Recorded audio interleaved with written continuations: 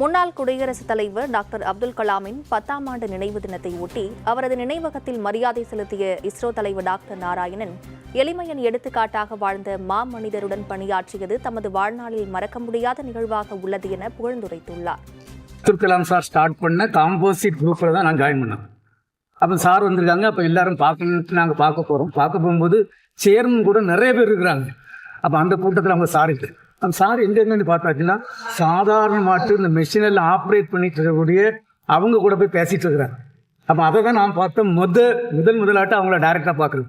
அப்படிப்பட்ட ஒரு சாதாரண ஒரு நல்ல உள்ளம் படைத்த ஒரு பெரிய மாமனிதர். அவங்க கூட பார்த்தீங்கன்னா எங்களுக்கு நிறைய இப்போ உங்களுக்கு எல்லாம் தெரியும். சந்திரயான் 1 தான் முதலில் நிலாவில் தண்ணீர் இருக்குன்னு கண்டுபிடிக்கிறது.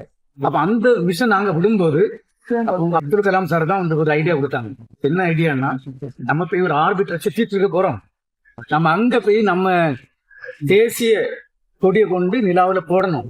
இன்னி கடைசி நேரத்தில் அவங்க சொல்லி ஒரு மூன் இம்பாக்ட் ப்ரோ இன்னும் ஒரு இதை ISROவில் செய்து அதை கொண்டு அங்கே தர இறக்கி